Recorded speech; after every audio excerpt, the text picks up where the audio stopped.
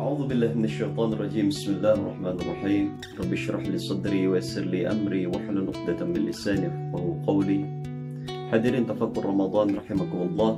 Assalamualaikum warahmatullahi wabarakatuh. Alhamdulillah wa syukru lillah wa la hawla wa la quwwata illa billah.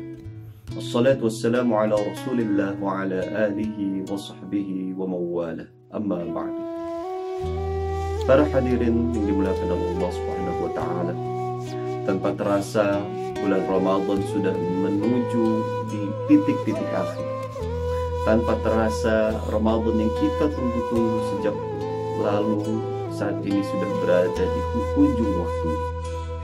Apakah Ramadan ini sudah kita isi dengan kebaikan-kebaikan? Apakah Ramadan ini sudah membuat kita menemukan hal-hal yang bisa diistiqomahkan? Apakah Ramadan ini kita sudah mengumpulkan pahala-pahala yang Allah lipat gandakan? Semoga itu semua masih bisa kita kejar di 10 hari terakhir di bulan Ramadan ini. Amin ya rabbal alamin. Hadirin rahimakumullah, Ramadan tahun ini tentu saja tidak sama dengan tahun-tahun yang lalu. Ramadan kali ini berbeda dengan adanya pandemi yang melanda. Tidak ada lagi sholat berjamaah yang dilakukan di masjid. Tidak ada lagi i'tikaf yang dilaksanakan bersama-sama. Tidak ada lagi majelis-majelis buka puasa yang menguatkan kita dalam satu ukhuwah Islami. Namun di balik itu, kita harus bisa menemukan barokah. Kita harus bisa mempelajari hikmah dari pandemi yang kita rasakan di balik musibah. Hadirin rahimakumullah, Ramadan kali ini tidak ubahnya seperti madrasah bagi kita. Madrasah yang mengajarkan kita tentang arti sejati dari ibadah. Madrasah yang mengajarkan kita arti sejati dari ukhuwah. Bayangkan, di bulan Ramadan ini kita melaksanakan segala macam ibadah di masa pandemi yang penuh keterbatasan. Namun, kita harus belajar dan paham. Di balik keterbatasan itu, apakah ada keikhlasan dalam diri kita, keterpanggilan sepenuh hati dari diri kita untuk melaksanakan ibadah-ibadah lillahi ta'ala? Apakah di balik keterbatasan ini rasa sensitivitas kita semakin tinggi atau justru semakin turun? Dari keterbatasan ini, apakah rasa ukhuwah kita, rasa kepedulian kita terhadap orang lain semakin meninggi atau semakin menurun? Kita lihat, ada 2 tipe manusia yang lahir, yang muncul dari kondisi ini. Yang pertama adalah mereka yang betul-betul merasakan nikmat dan berkahnya musibah ini. Mereka mampu melaksanakan kewajiban-kewajiban ibadah mereka lillahi ta'ala dengan intensitas dan kualitas yang lebih baik lagi. Mereka yang mungkin sebelumnya ketika Ramadan dipenuhi dengan bekerja, tapi saat ini ketika bisa bekerja dari rumah, mereka mampu melakukan sholat berjamaah dengan teman-temannya, mampu melakukan sholat berjamaah bersama keluarganya 5 waktu, bahkan sampai sholat tarawih pun tidak pernah lepas. Mereka yang mungkin sebelumnya sulit sekali untuk bisa melakukan istiqomah untuk tilawah dan tadarus Al-Quran, tapi ternyata pada masa pandemi ini dengan segala keterbatasan, mereka bisa melakukan secara istiqomah dan kontinu amalan-amalan qiraatul Quran, tadarus dan lain sebagainya. Subhanallah. Ditambah lagi, di masa pandemi yang keterbatasan ini kita lihat bagaimana luar biasanya muncul orang-orang dermawan yang lebih dibandingkan tahun-tahun sebelumnya. Sudah berapa banyak majelis-majelis yang mengumpulkan bantuan, donasi yang nilainya tidak sedikit. Ada yang ratusan ribu, jutaan, bahkan ratusan juta, bahkan miliar, dengan berbagai macam bentuk.